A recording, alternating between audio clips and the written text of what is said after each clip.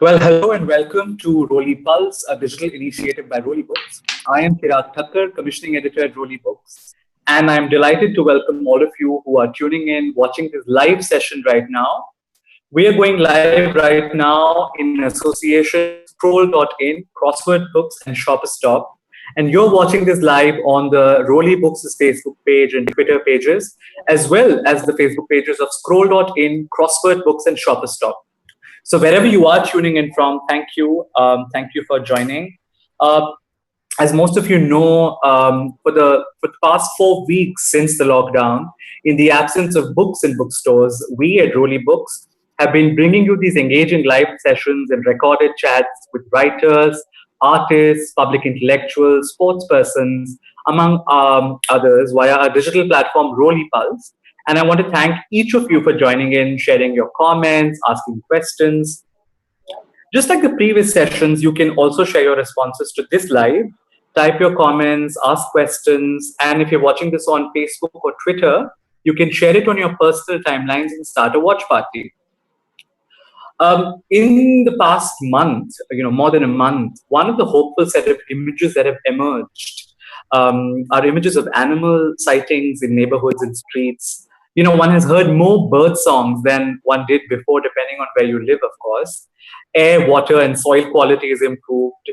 And while we've been trapped in our homes out of lack of choice, the environment and all the biodiversity around us has surely reclaimed its rightful place on the planet. The pandemic, if anything, has surely forever changed what we so far understood of this world and life itself.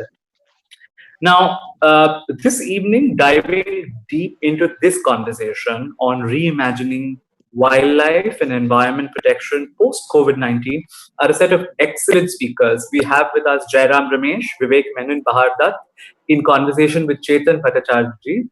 Jairam, as many of you know, is Member of Parliament from Karnataka and the Indian National Congress.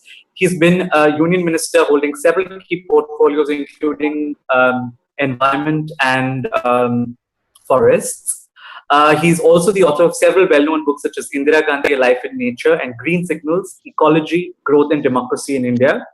We have Vivek Menon, who's a wildlife conservationist, environmental commentator, author, photographer, and policy expert with a peculiar passion for elephants, founder of 5 environmental and nature conservation organizations. Menon currently heads the Wildlife Trust of India.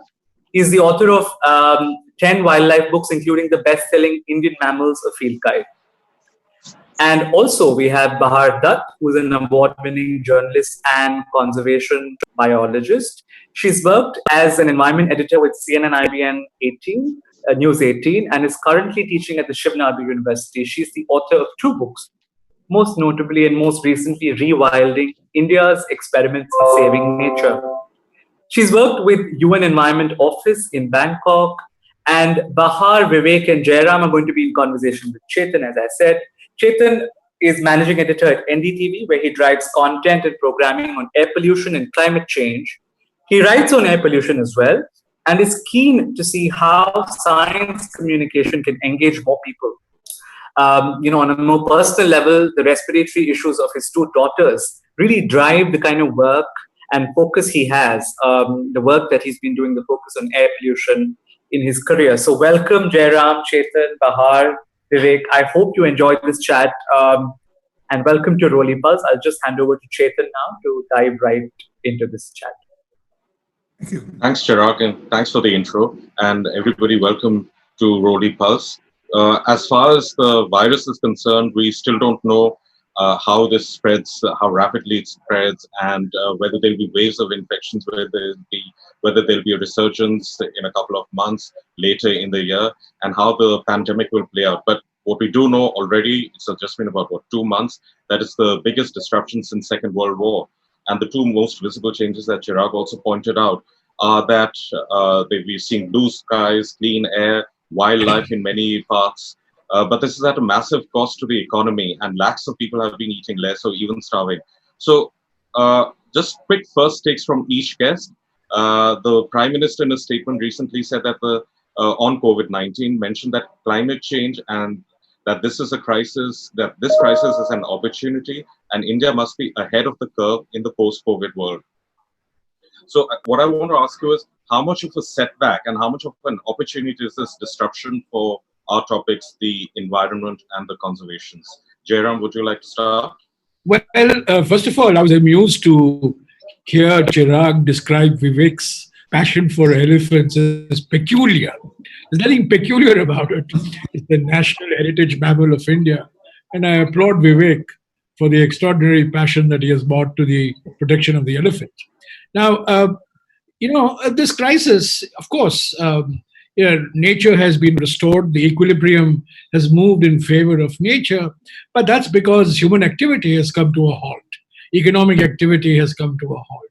And clearly, we don't want such a situation to continue. I think the challenge before us is a revival of economic activity, a revival of human activity, and maintaining that ecological balance that we need to. And I think that's the big challenge ahead of us. And, nature protects those who protect it. And in the last couple of weeks, 4 weeks particularly, nature has come back into our lives in a very magnificent fashion.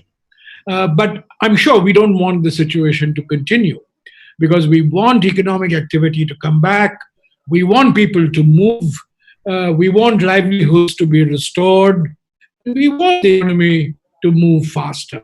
And that's the big challenge ahead of us. But I think now we must realize that business as usual is simply not going to work. This traditional model that we have had all over the world, which India has also followed, which is grow now, pay later, that's simply not tenable or sustainable anymore. And I think we need to pay serious attention. We have paid lip service to it. Quoting shlokas and ancient scriptures is not enough. We have to put our money where our mouth is, and we have to walk the talk as far as ecological protection is concerned. Bahar, how can this be made tenable? How can we abandon business as usual? Thanks, Chetan. Good to be here. I must quickly give a formal hi to Vivek Menon. I worked in Wildlife Trust of India in a past avatar, so good to see him here. Good to see Jairam Ramesh, because I have to say he's one of the ministers who was responsible for ensuring that environment journalists were constantly on their toes, and it became like the most active beat ever. So good to see old friends here. Regarding your question, I don't know. It's all very well to see peacocks and hear the bird songs and, rejoice in the glory of nature from the balconies. Of course, this is a terrible, terrible time, I think, in the history of humanity. And my concern is that even while we're enjoying the bird song, Mr. Jairam Ramesh's his successor, the current environment minister, held a meeting of the National Board of Wildlife, and 11 projects across different states were cleared. And I don't know how many, in an age of lockdown, how many, field surveys were done, or how much fact checking was done to ensure that when you're clearing these projects, wildlife wasn't harmed. So that's my fundamental problem with this conversation, which is that we are going to go back not just to business as usual, but perhaps more aggressive business to get the economy back on track. And I think how we're going to reimagine wildlife conservation can only happen if we change our way of thinking. And if our way of thinking is only going to be that as soon as there's a lockdown, we hold our meetings and we don't do any ground truthing and we clear projects, then, we're operating in the same mode. So I'm going to hold my thoughts on that. Those are just my starting comments. Yes, we'll come to that issue. That's a vital issue. Vivek, your first thoughts on how much of a setback and how much of an opportunity this is? Vivek? Okay, we seem to have lost Vivek just now. I think we'll come back to him shortly. But I'll just move on to the broader issue of nations and how are they going to pivot to a sustainable agenda at this point of time. Realistically speaking, can India pivot to a sustainable agenda after this? because Well, we've really taken a battering. So, yeah, Jairam? yeah, I think this is, we're looking at something beyond wildlife protection. We're talking of biodiversity conservation in its broadest. I think Vivek is back, so maybe we should go ahead. Vivek? Yeah, I was always here actually. Sorry, okay, we couldn't hear you. At least I couldn't hear you. Anyway, nice to be here. And I was saying, thank you to begin with for jumping in and defending my peculiarities. I want to just flag two things right in the beginning. One is all this euphoria about birdsong and the peacocks and the parrots we are seeing around us. I'm flooded with all these good news videos and stuff. I have a completely different view of this. I don't think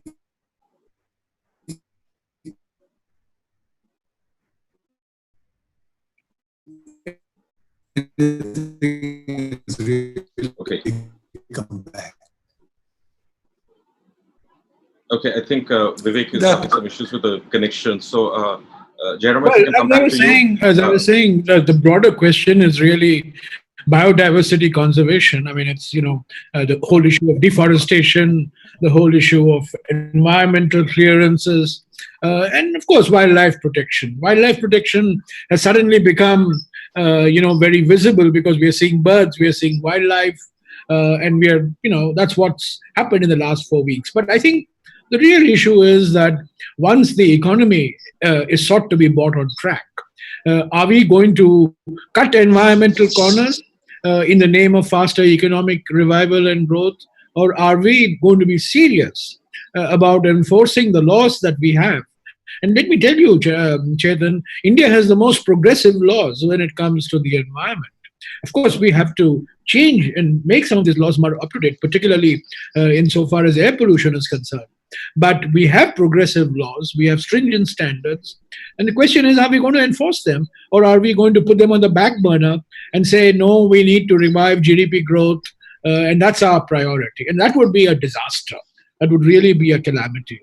And I think the Ministry of Environment should recognize that it's the Ministry for protection of the environment. It's not Ministry for clearances from an environmental point of view. And I take Bahar's point very well. Yeah, I'd just like to take you up on that particular point and on the issue that Bahar made. A few days ago, the Environment Ministry had tweeted on how they're working to, and I quote, clear the environment clearance proposals for seamless economic growth during COVID-19. And as Bahar pointed out, it's not very clear if due process has been followed, and I'm not even sure if there's been enough sufficient transparency. Vivek, good to have you back. Would you like to come in on this before Bahar also weighs in on this issue that she's spoken about? Well, I'm not entirely clear when you lost me, but anyway, one of my opening points, which I didn't get around to making, is the whole point of sustainability. I mean, you had in your initial thoughts asked us whether it is possible to go back to a sustainable model. And this is something that people do ask very often, and I often get very confused about. Because if you don't go back to something that is sustainable, then what are you banking on? What is sustainability? Sustainability for me is maintaining a certain level of something for a certain period of time, right?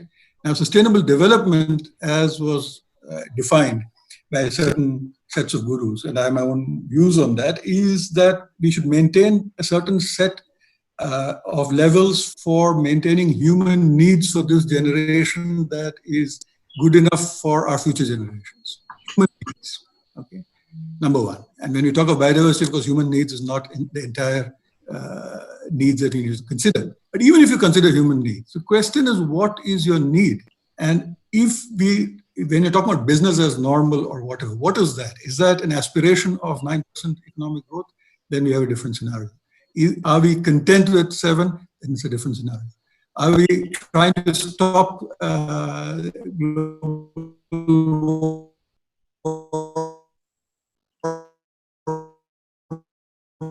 1.5%? So what society able to do will determine what sustainability is for us as a society and for other biodiversity, which is a whole different thing. Okay, Vivek, we seem to have lost you again. Bahar, I think just coming back to the issue of transparency at the Environment Ministry and what the ministry has been saying, that it's been pushing through environment clearances, doesn't want to be held up by the lockdown. Is there enough transparency? Has due process been followed?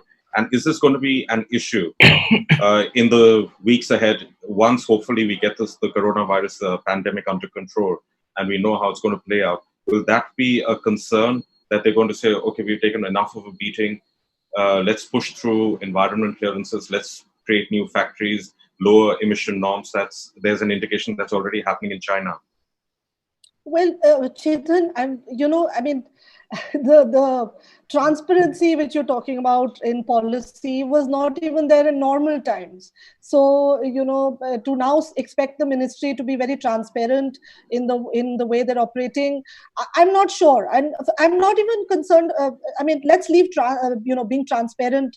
Let's leave that aside. But let's just look at the projects that they've cleared right now. Some of the projects involve the axing of 11 million trees. Some of them involve, diversion of wildlife sanctuaries. So my concern was due diligence done or not? And the minister very proudly tweeted that he held the meeting via video conferencing. Now, I'm not sure, are we doing video conferences with the black bucks in the sanctuary? Or, sorry, I'm trivializing the issue. But on a more serious note, how do you video conference a wildlife clearance without actually, ground truthing and going there and seeing whether sufficient safety measures are put in place? And just to build on what Jairam and Vivek were saying, I think the problem is that in Europe, for instance, they're already talking about the concept of degrowth. And I think our vision of sustainable development is something where we're lacking on, that we're not sure what is this, what is sustainable development. Is it that we all sit in our homes in a lockdown and then the environment will get restored? Or are there other actual sustainable ways to achieve good environmental indices? And I think we're lacking those models. And so to answer your question on reimagining the future of conservation, I think that vision needs to be solidified. And that vision can't just be that we'll all sit in our homes and we'll shut down economic activity, but there has to be some creative thought process on what that vision is going to be. On this issue of degrowth in Europe, and there's been a lot of talk about donut economics for the last couple of decades in Europe. I think the fundamental issue comes down to the point that, is there an appetite for this at this point of time? So, I mean, I know we're sort of circling around the same issue. What the Prime Minister said seemed to be making the right noises, but as we've all sort of recognized in this conversation, that we've got good progressive laws, implementation is terrible, or there's a lot left to be desired in the implementation. So at this particular time, what can we do? What can be done to actually adopt those models? Actually, not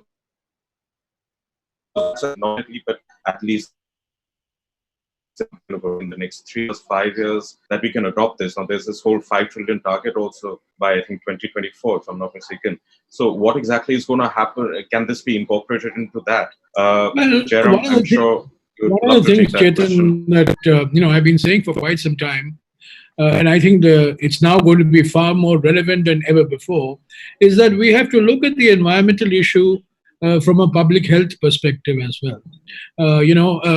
Pollution, whether it's air pollution or water pollution or chemical contamination or even climate change, they appear to be long-term issues, but they are no longer can be considered as long-term issues because they have short-term morbidity and short-term mortality impacts as well. So one of the things that I have been propagating, I'm now the chairman of the Parliament Standing Committee on Environment, Climate Change, and Forests, and I've asked for public feedback on suggestions on how we can bring in the public health dimension into our discussions on environment and climate change and forest conservation. And I've been getting a lot of responses from different people, from public and from scientists and from activists and so on. And I propose in the next 2 to 3 months, submit report on behalf of the Standing Committee on precisely this issue, looking at environmental issues from a public health perspective. In many ways, the crisis that we are going through is a public health crisis, So I think that's one way, Chetan, of bringing political focus. Otherwise, if people say, oh, environment, dekha jayega, baad mein dekha jayega,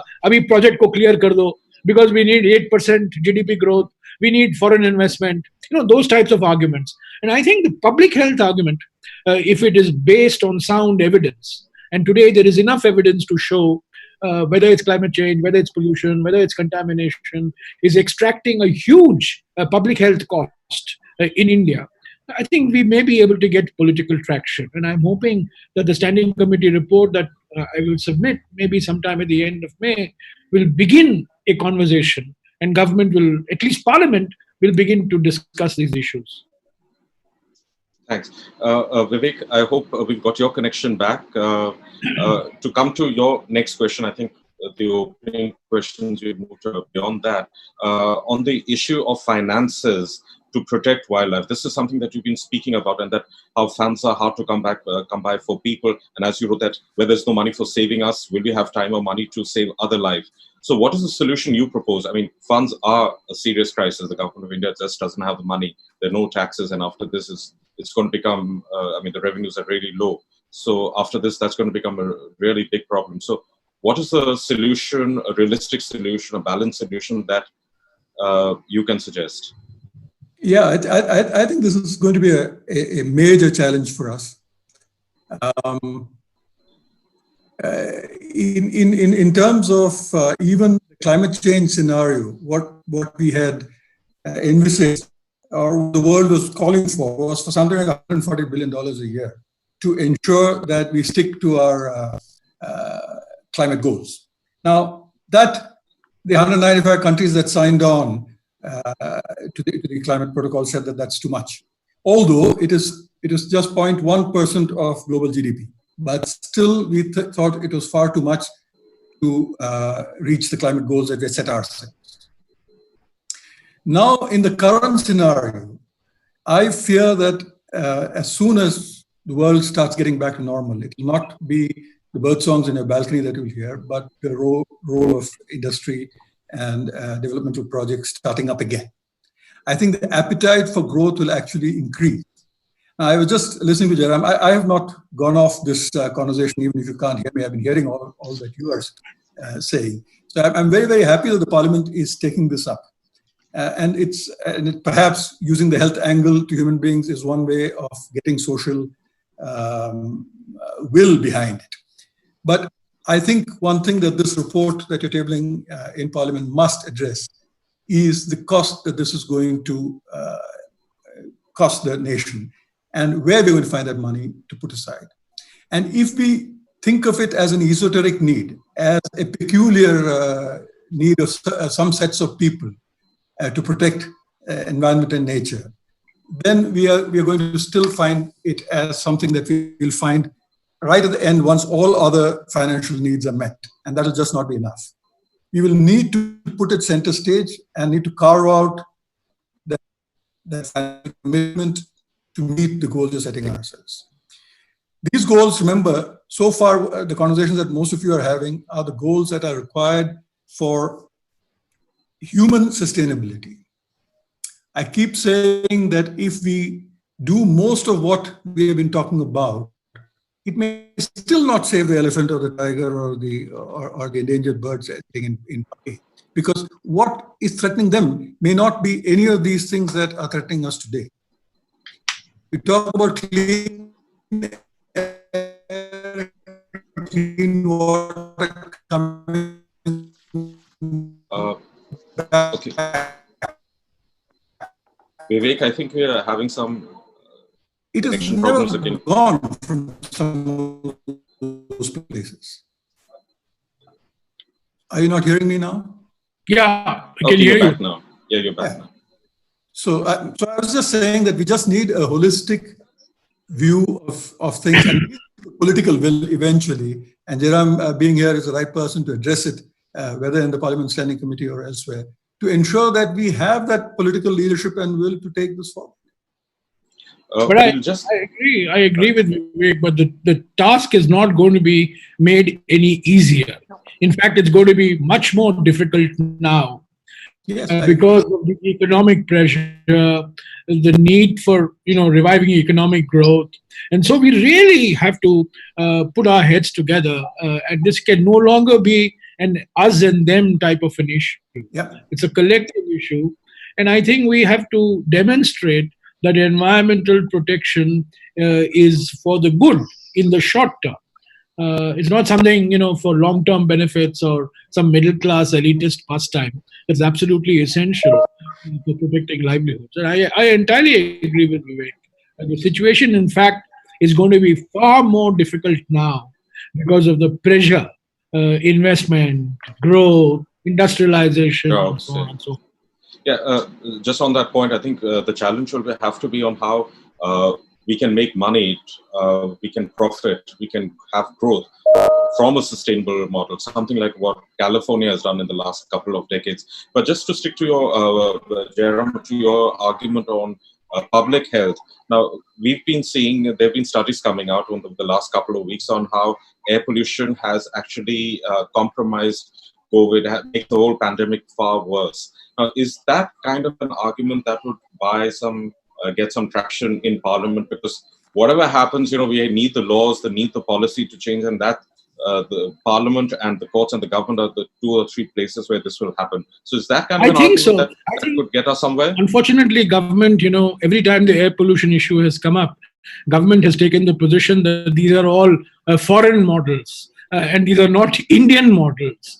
But the fact is that if you look at the Indian data between the year 2000 and 2015, something like 10% of all deaths was related to pollution. That's not small, That's going to continue, and we are not even including the effects of long-term effects. So, for example, arsenic contamination, all along the Indo-Gangetic belt, which is carcinogenic and which has a long-term mortality effect. So I think they have been somewhat ostrich-like, and they have refused to recognize it. But I think this is a wake-up call too, Chetan, for the government. This is a wake-up call that anything that augments, protects, enhances public health should get priority. And if environmental protection enhances public health, that should get priority. And I think that debate should start, once some semblance of normalcy returns. So that debate has to happen in Parliament and in the courts, Absolutely. I think, for actual concrete action too. We've begun to get a couple of questions, and particularly on wildlife. A viewer has asked, are we likely to discuss the wet markets and how banning is not a possibility and it will drive the market underground? There's one more wildlife question, which I think Bahar and Vivek could take. Sulagna Chattopadhyay asks, should we even be talking about sustainable development? Are we not looking for new models for environment management? Economy is taking a huge hit. Will India even listen to environmental concerns anymore to push the economy? This is an issue that we just discussed. And last question, if we can just club it together. A.S. Ramesh asks, while elephants are dying in an alarming rate due to various reasons, what is the way to preserve the species in the wild? We don't want to breed elephants in captivity. I think, Vivek, with your passion for elephants, you could take that. I can take that definitely, but I'd like to address the first point of wet markets, which is more relevant to this discussion immediately. First we have to understand what a wet market is. People talk of wet markets thinking that it's a Chinese phenomenon. Every neighborhood that sells fish has a wet market. Right? A wet market is only place where live animals are bought and sold and traded, and India has as many wet markets as any other place in the world. I think when people talk of wet markets or banning of wet markets, what they're talking about is wildlife trade. But even there's a large amount of trees where certain wildlife are legal.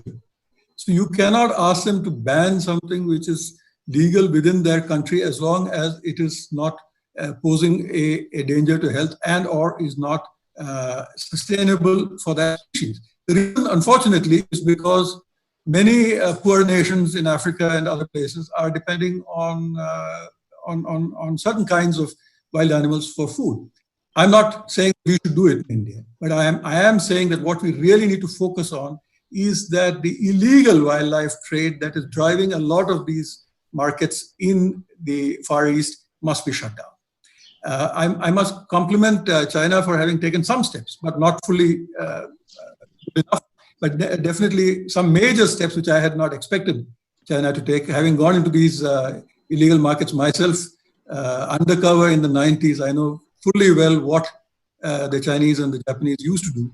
And to think that they're even come to a stage where they're doing some of these is something we must encourage and push for to ensure that the illegality and the unsustainability of and the unhygienic conditions in which live animals are sold are stopped. This is absolutely critical for stopping a further pandemic. The thing that I want to say along with that is people also keep talking about the fact that bats are spreading this disease or whatever else, civets or pangolins. There's really absolutely no scientific evidence. When there is fear, which is what we have today in the world, science actually takes a backseat. There is some evidence that one horseshoe bat has had a similar kind of virus which is never gone on to human beings. In fact, it's impossible from that bat to jump to human beings without a different host. And we have not found that. So we do not know whether bats carry this virus. We do not know whether if stopping bats being sold are the way. And bats are anyway not sold in wet markets. So there are lots of issues here which we need to understand before we talk about wet markets and their connection. But what we do know is that wet markets are endangering a large number of critically endangered species, and for that reason, they should definitely be closed. I'll come back Bahar? to Yeah. No, Vivek, I just wanted to add to what you're saying because, and I'm glad you made the distinction between illegal and legal, because I feel with wet markets, there's a cultural sensitivity which we just conveniently ignore, and I've seen a lot of animal welfare people, have been crying hoarse on Twitter saying ban these wet markets, and without, what do you want to replace them with? We want to replace them with factory farming. We want to replace them. So I think we are sort of also getting into a lot of other issues. Where does our food come from? Our factory farms, are they more sustainable than these wet markets? So I'm just glad that we're sort of getting into the nuances of a wet market which is legal as opposed to one which is illegal. And as Vivek has worked for years on the issue of wildlife trade, my concern is that just putting a blanket ban, is that going to make sure that the trade just goes undercover and then we just don't know what's happening? So I think there are lots of dynamics here which we need to sort of be more sensitive to, and culture also being one of them, because again, I've seen a lot of people just saying, oh, the Chinese are eating, they're eating all this meat and it's all thanks to them. And that's why, you have Donald Trump saying that's a Chinese virus. So I think a lot of stigma also comes from how we approach these things. So that was just to add that nuance to what Vivek was saying. Just to move on, we've got another viewer who writes on an issue that would have come up anyway.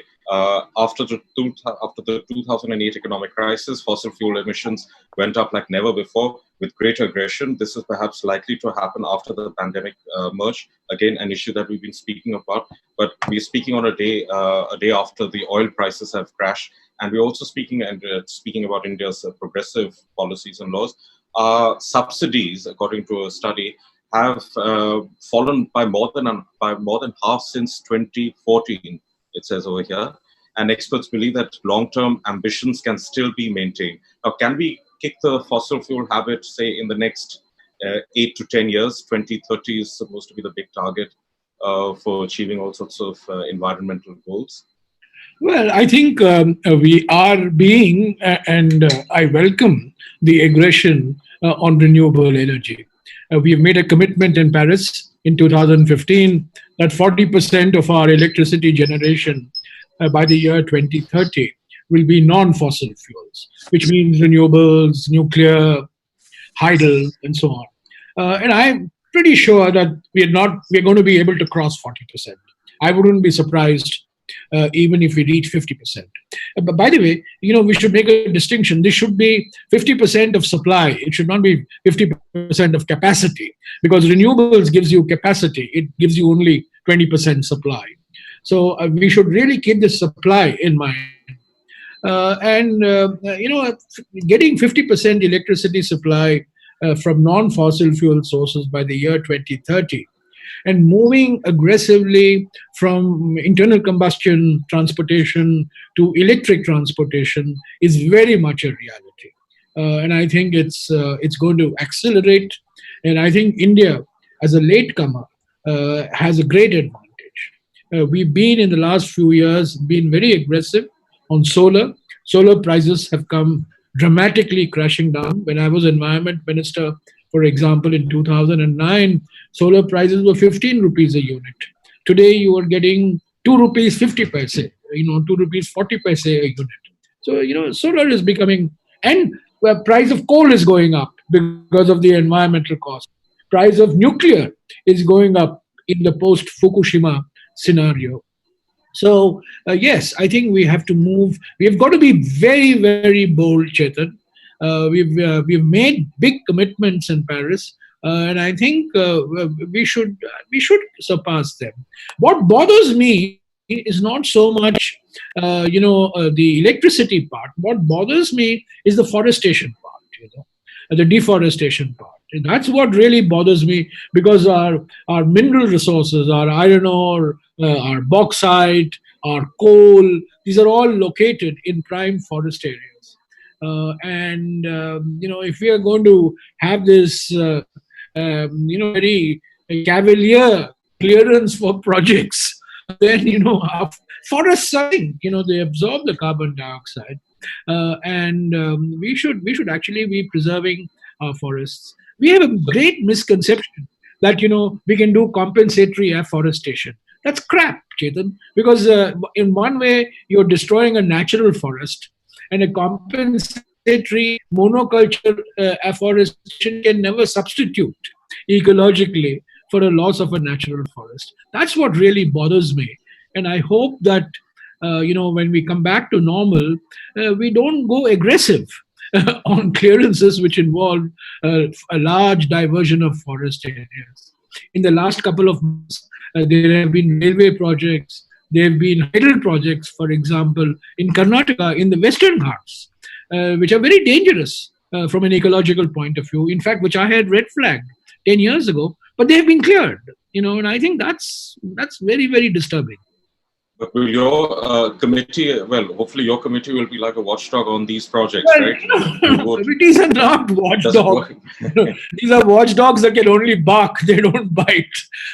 We can give, right now my priority is to give this report on public health, because that's what I really want to focus on. But ultimately, as Bahar says, it's the mindset. If the Prime Minister is saying all the right things, but if the Minister of Environment is judging his daily dharma in terms of the number of projects he's going to clear, then God only help us, frankly.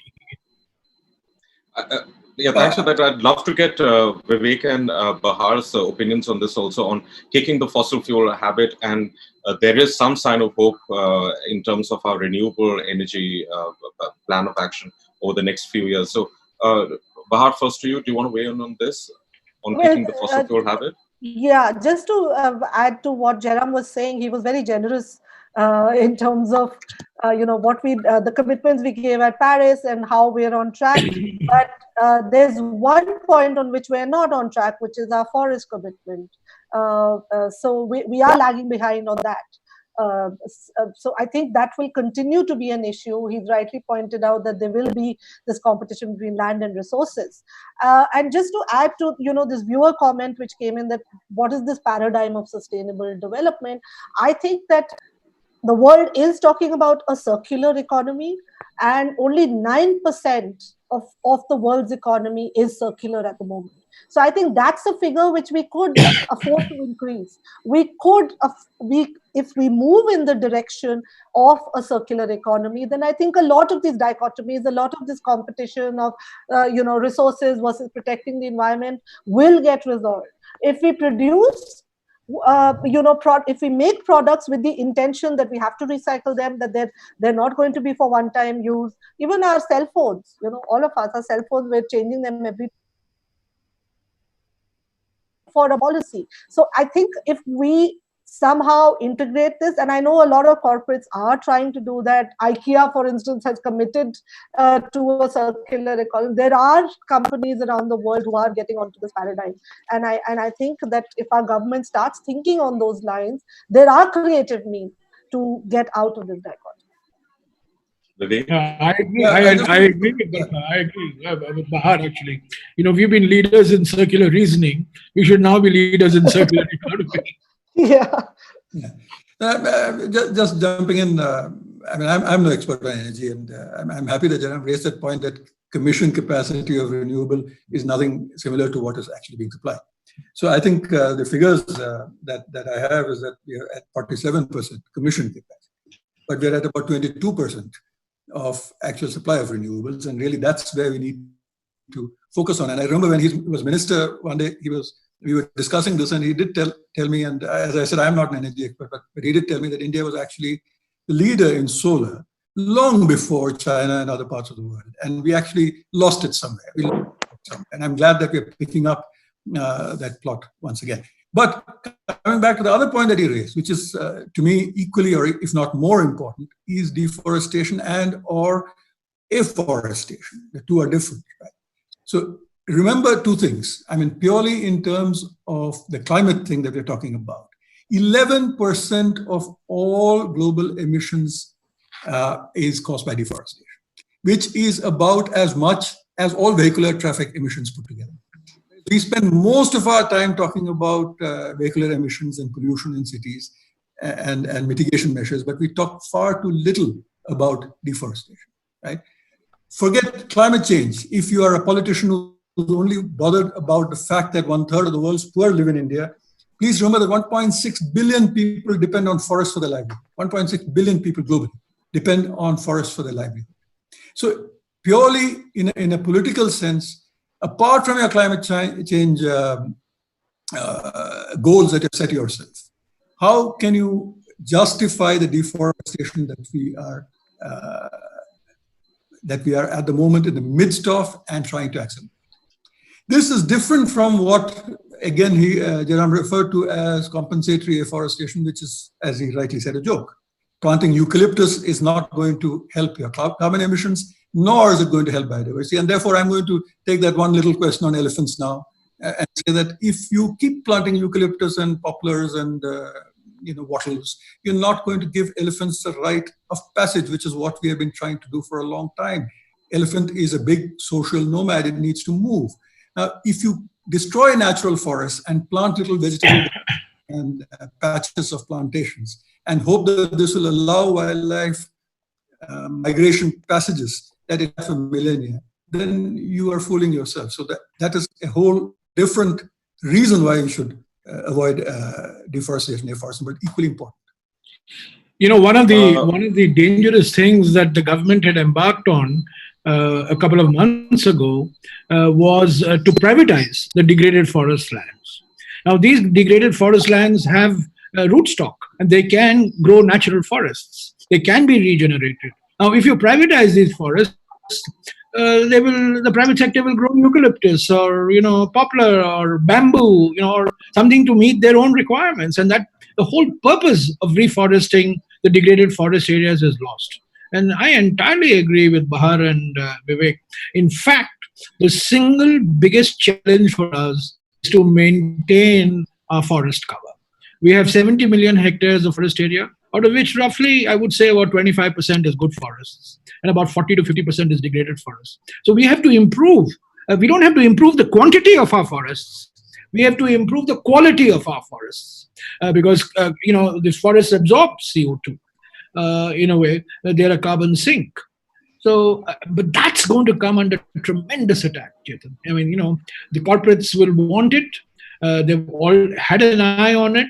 And now in this economic situation, that we want to invest all the companies that are going to vacate China, if you want to bring them to India, one of the things that we will dangle is lose land laws, lose environmental laws. I hope that's not going to happen, frankly.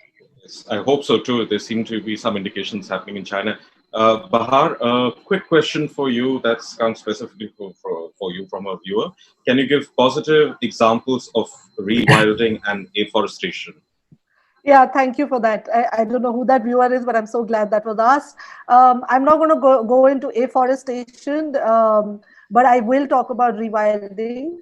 And as I've said in my book, that I think rewilding has become this very sexy term in the Western countries and in Europe particularly. It's all about bringing back the predators. And in my book, I actually say that India was doing rewilding long before the term became popular. And there's a lovely anecdote which I've shared, which probably Vivek and Jairam already know about, but it's there in the book, about how the Maharaja, there was an area where the tigers had all been shot, and the Maharaja actually got into tigers and how they were brought on a bullock cart. So there's a lovely anecdotal story there. Of course, Sariska happened during Jairam Ramesh's time, where tigers were brought in from Ranthambore. I also discussed the example of Panna. But I think for me, the most delightful example of rewilding, there are two. One is, on the pygmy hog, and the second is related to vultures. I think we're one of the few countries in the world that's actually banned, diclofenac, which was killing the vultures. We've made progressive steps.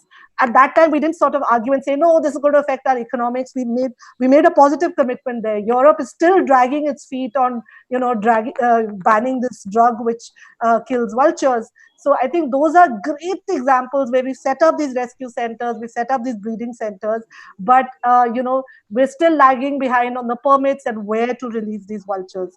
So halfway there as far as rewilding of vultures is concerned, but a lovely example. And the smallest pig in the world, the pygmy hog, we all know about it, and I think it's a fantastic icon for our grasslands. We don't talk much, that much about grassland and grassland species, which today I think are the most threatened. So I think these are two lovely little examples of rewilding. So it was good to hear some stories Chetan, of hope in an area like this. Anybody who goes to Tirupati, and I think most of us have been to Tirupati at some point of time, the 7 hills of the Tirupati area are outstanding examples of natural forest regeneration. And it's happened in the last 30 years. So, Delhi to Mussoorie, you go from Dehradun to Mussoorie.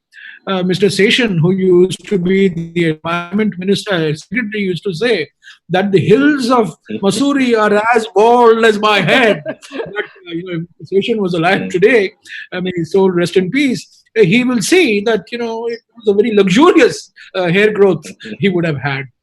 Tirupati, Mussoorie, Dehradun, good examples we have of natural forests being regenerated.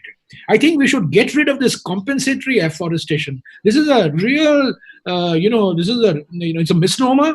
It's very dangerous, and it's like a pill that we take. We are diverting 1,000 hectares, but we are doing 2,000 hectares of compensatory afforestation. And I'm afraid even the Supreme Court is part of this game. They are the guys who are insisting on compensatory afforestation. I think it's simply not is no substitute for loss of natural forests. I'm not so the good thing is that this.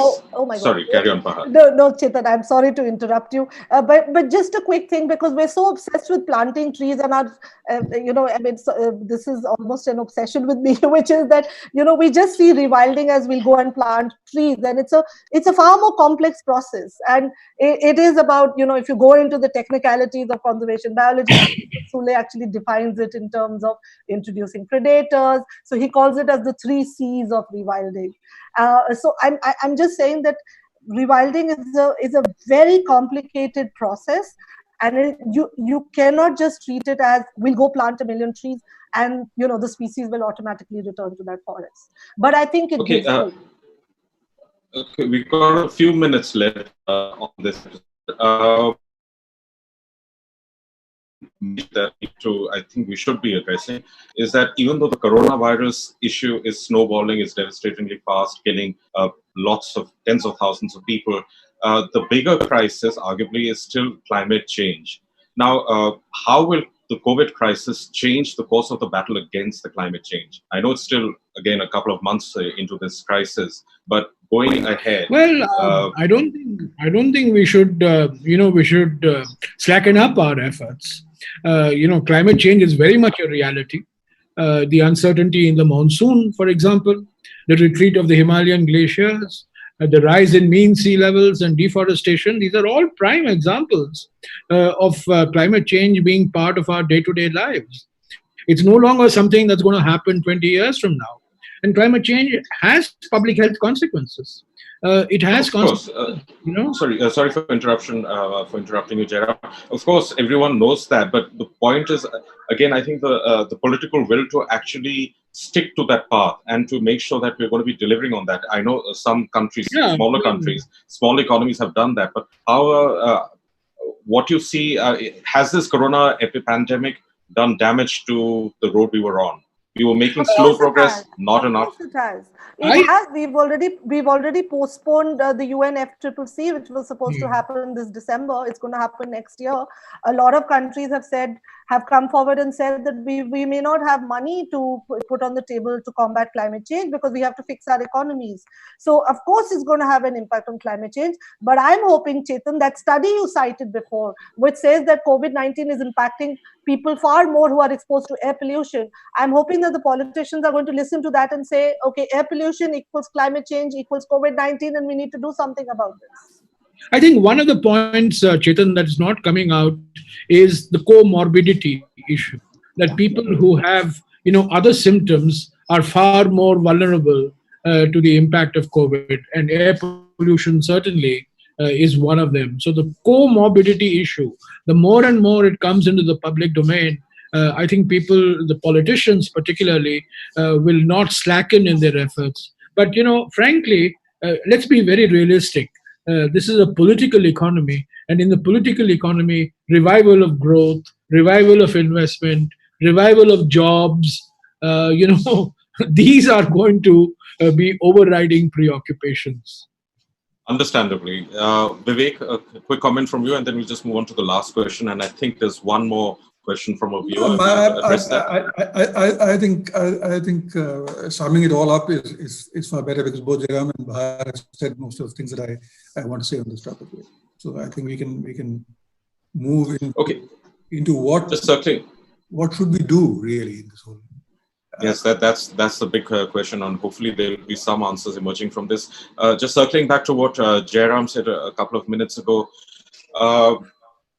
we're at a time when vast populations are being battered. There's a sense of exhaustion. There's people are struggling to survive. There needs to be some kind of a narrative. Now, what should that narrative be? What should the messaging be, especially by the people who can actually, institutions which can actually deliver? The government, the parliament, and the courts. What should that narrative be from this point onwards, which can address both the pandemic, which is being done, but also getting us back to this circular economy and a sustainable the point growth? That you made, and Bahar and Vivek have been making, that these are not either or issues. While you revive the economy, which is of utmost priority, you have to revive it in a manner that's not going to further destabilize the environment. Sure, but the question I'm trying to ask is, what should the messaging be from leaders like yourself, from Parliament, from the government, from the courts? What should the messaging be to keep telling the people that, or to keep policy focused on this? What should the next few action steps be? What should the next budget look like, for instance? Consume less, preserve more. I mean, part of the problem that we are facing is because of consumption. The pattern of our consumption of certain sections of our society. The costs are being, unfortunately, borne by large sections of society who are not in the consumption basket. So I think these are messages. Right now they may not be coming out, but they have to come out in the transition period. The manner in which we consume the goods that you consume, the way we produce, it has to be circular. It's not something that we can continue to do what we were doing before the pandemic struck. So I think this will call for a complete redo of not just the production end, but also the consumption end, Chetan.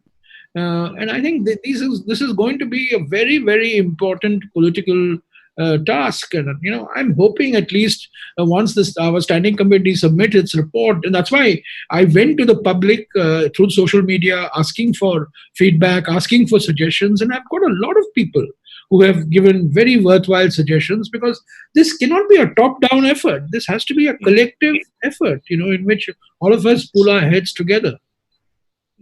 Vivek? Yeah, I just want to say a couple of things. Yeah, a couple of things really. I mean, for many years I served on the Sustainability Council of the CII. And I sat in several conference rooms where people talked about three-legged stools, one leg being economy, one leg being social, and one leg being environmental. I presume I was the environmental leg. But I never saw a three-legged stool in any of those conference rooms, right? A three-legged stool is the most unstable thing to sit on. I don't think environment should be looked at as one leg and the other being economy, so that if an economy is given a fast go-ahead, one leg is compromised. Then you fall off the stool. Economy is human and therefore has to nest in the social leg. And all society has to nest in environment. So these are concentric circles. And if you do not take care of the larger concentric circle, you are bound to fail. So I think there's an absolute relook, as Jairam says, on the way we look at environment and development rather than environment versus development. So that's one thing. The other thing is people say that there's COVID and there's work at home and will this change our lives? It's not where we work which should change. It's what we do that should change. In the industrial world, there's a famous apocryphal story of Steve Jobs trying to get Scully back from Pepsi into Apple by saying, will you spend the rest of your life, I'm paraphrasing, will you spend the rest of your life selling sugared water, or will you follow me and change the world? I think that's the message we should be giving. Will you follow me and change the world? Yeah, that's a good, catchy message. Bahar, last words? From I would do, well, mine are going to be very practical suggestions. One is that I think there's a move on right now to dilute the current body of environment laws that we have. So I would try and protect what we have, and not just protect, I mean, our natural resources are our forests, but also protect the environment laws which are in place rather than dilute them. And number two, if I was in the Niti Aayog, if I'm looking at rebuilding the economy, recharging the economy, I would make environment as central to all policies. So I would integrate the two. I would not have environment as one chapter in one of the Niti Aayog reports. I would make it central, and I would incentivize low carbon growth. But I found this really enlightening, this entire discussion. And Jairam, I hope to be reading your report very soon. Hopefully by May, you said that it should be out. Please send out such suggestions too. I mean, yes. This is an appeal to you, to Bahar, to Vivek, and through you to all the people who are watching this program. I think a lot of people will be taking you up on your offer. I know for a fact that a lot of people have been doing that with you and with a lot of other MPs. But thank you all and to our viewers for joining this discussion. And please do follow Roli Books on Facebook, Twitter, Instagram for updates on all sorts of exciting activities from Roli Pulse, especially during this lockdown period. And post your comments with this hashtag #BelieveInBooks, nice hashtag. And stay safe, stay well. Goodbye.